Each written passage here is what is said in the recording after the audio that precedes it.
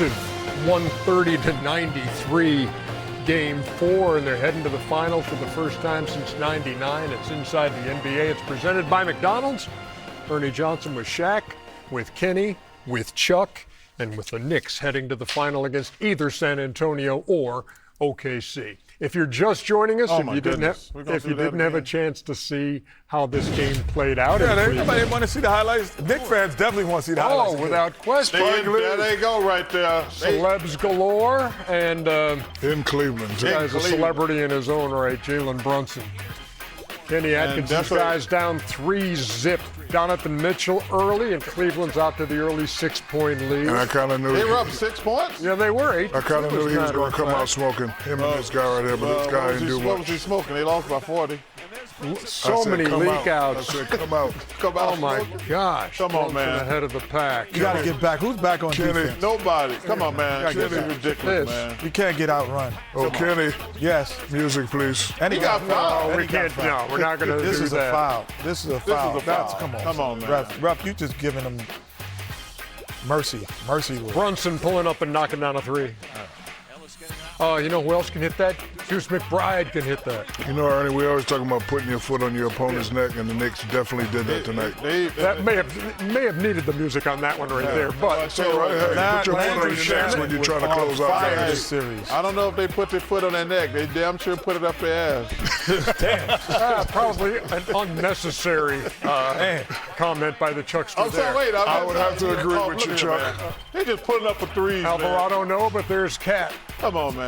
John, the great John Starks. It was 50-26 at that point. In fairness to Coach Atkinson, analytically, he only lost by 12. Stop it. Wait, I'm just telling you. Stop it. Be You're on fire tonight. What is this, the Cleveland roast? No, brother. 68-49 at the half. You know how much time we get off now, Kenny? You know we what? Don't come back to Hey, and Cleveland pulled within 16 in the third quarter. Yeah, that's never a good thing. We close WFD, Ernie. WFD, Ernie. I know. We got it down to 16, guys. And then came a 12-0 run. The people who are on fire right now. They're loving it at the watch party. Oh, give me that. And now it's 107-76. Man, we get a week off, y'all. Over a week. You know what's crazy? The New York City is one of the most famous cities with a million things to do. They had a watch party. That's when you know that this is out of control. There you go, right there. Analytical Eastern. Good job, pro football talk. That was funny right there. 130-93. And if they had 103, they still would have won by 2. Double digits. 130 points are the most scored without a 20-point score in any game in NBA playoff history. That's crazy. Cavs are swept. Here's Kenny Atkinson. Uh-oh. Yeah, I'm disappointed. I mean, disappointed for the group. You know, listen, from a coaching standpoint, you know, normally you'd say, man, I wish we had, player-wise roster. I wish we had this. We didn't have this. I can't say that. You know, ownership and front office gifted us with a wonderful roster, talented roster. So I feel bad. I feel bad for the group. Because you want to fulfill, your expectations first of all. So, that's disappointing. I'll turn it positive though. We took a step. This is kind of how this works. You have to keep climbing. We are going in, obviously a positive direction. Fell short. There's no bigger motivator, right, to get to the next level. I think it is all season and development, and how we the sacrifice we're going to need to make to get to the next level. But I'm proud of this group in terms of how they fought through adversity. 1-2 game sevens. We took a step. I think we took a step mentally, from a mental toughness point of view. I'm going to kind of lean on that. And again, we all know there's another 2 steps really you got to take if that's the ultimate goal. There's obviously a tough result. Longest win streaks in a postseason. So the Knicks standing on 11. Those 17 Warriors won 15 in a row, and a good harbinger of things to come for the most part is winning an NBA title. We will see if that plays out for this 2026 version of the New York Knicks. And you talk about, look, they've had 3 opportunities to close out, each of them on the road, and they have gotten it done. No team has ever done that by at least 30 points in all of those closeouts. In fact, nobody had ever done it by 20 in 3 closeouts. And so that's impressive. Give the Knicks their flowers, man. That's impressive. On the road, even more impressive. You know, Ernie, can I mention? Coach Atkinson said that they took a step. Mm-hmm. They took a step in terms of what it looks like on paper, meaning they got to the conference finals where the last years they did not. However, they also took a step backwards because they also it showed what you're vulnerable to everyone else in the Eastern Conference. The way the Knicks beat them, they've shown how vulnerable they are. The one thing that the Cavaliers are going to have to do, it's not all about personnel. Yes, James will get older, and there's some other players that you have to think about, but they have to change their offensive strategy and philosophy. They have to include the 2 guys in the interior more and figure out a way to include them more, because when the game slows down, being a ball-dominant 6-second dribbler is not productive. And that's why the Knicks lost last year, because Brunson had to do the 6 seconds or more dribbling. And then this year they said, no, we're going to add people to our bench, and we're going to have more ball movement and more body movement, and we're going to be tougher to guard. So what happens today? You have the first time where you had, 130 points and no 20-point scorer. yeah. Because you have spread the wealth. That is exactly what the Cleveland Cavaliers have to do if they want to move forward, because they took a step forward but they went a step backwards in terms of being vulnerable. We are waiting for Landry Shamet to join us to talk about this team that is going to the NBA Finals, and he is ready to go, we are told. So let's talk to Landry Shamet about the Knicks and their victory tonight, completing another sweep. And for Landry, look, 11 out of 12 from three-point range in this series, 92%. Nobody's ever shot a percentage like that in a playoff series, so congratulations on that. And on going to the NBA Finals, man. Tell me what's going through your mind right now.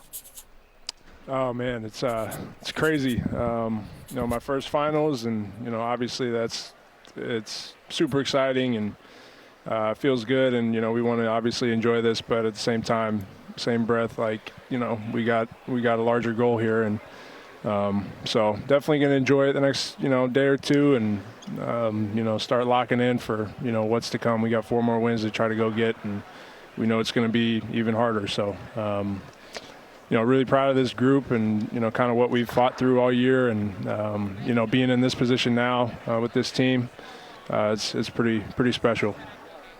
Landry, great series. I played with some great shooters, Big Shot Bob, Brian Shaw, Rick Fox, and I used to go to them on nights of closeout games and say, I'm coming to you, be ready. Did Brunson and Cat come to you, and did anybody on the team come to you and tell you to be ready? Because you're more than ready, my brother. You're playing great. Thank you, man.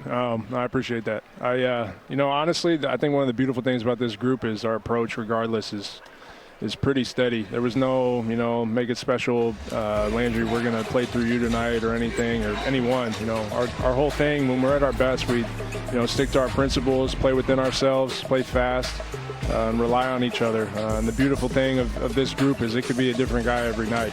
Josh Hart had a great shooting night this series. When they're sagging off of him, he made a bunch of shots. It could be Deuce, could be anybody off the bench, Jose, doesn't matter. It's the next man up, and truly like a collective effort. Number one, young man, congratulations. And me, Kenny, and Shaq and Ernie have had the experience of being in New York when the Knicks are doing good. Can you explain to people, like, number one, how in the hell y'all be making all that racket on the road?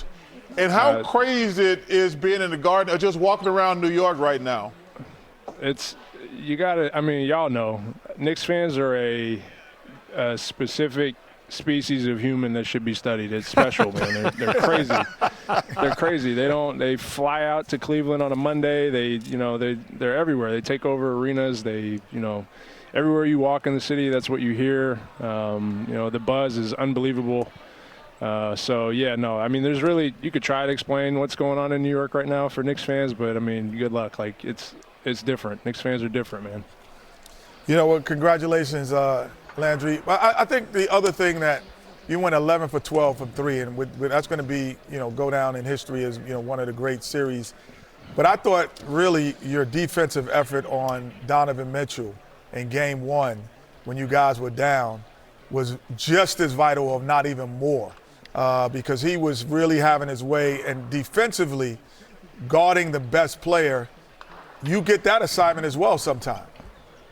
Yeah. I mean, he's a hell of a player, and, I've said it before, we have a tremendous luxury on this team of having multiple primary defenders that we could give guys different looks, because as you guys know, these are the best players in the league and really good offensive players that teams played through. If you give them the same look over and over all game, they're going to figure it out and pick you apart. And so we have the luxury where we have, 4 or 5 guys really, perimeter defenders that we could stick on the ball and say, you got him. So, when we find something that works, we'll stick with it, but we have the ability to go to different things and give them different looks, and I think that's a huge strength of our team. Last question so you can go celebrate. You guys are going to have about 7 to 10 days off. Did Coach mention to you guys about being careful and about being smart? Yeah, he's been huge on, with that. As we had it the last series, we swept the Sixers and we had like 9, 10. That was crazy. That was a long stretch, longer than the All-Star break. So, but one of the things he was talking about was, the fighting human nature of getting comfortable. And also, as you guys know, you can't recreate, playoff atmosphere in practice. You just can't. The intensity, all of it. It's hard to recreate. So we've got to find ways mentally, physically, emotionally, spiritually to, keep our spirit where it needs to be. Even with time off, taking practices seriously and being intense, going at each other a little bit. So we'll have a good week and be ready to go. Landry, this is, I promise, the last thing. But I am curious. Y'all are good, man. Because this is just like the last series, you're going to have 8 nights off before you play again. And you don't know who you're going to play yet. So how does that work out as you're preparing? Is it, okay, we'll prepare for OKC on this day and then San Antonio? Or how do you break that up? Yeah. I mean, this series we waited all that time and really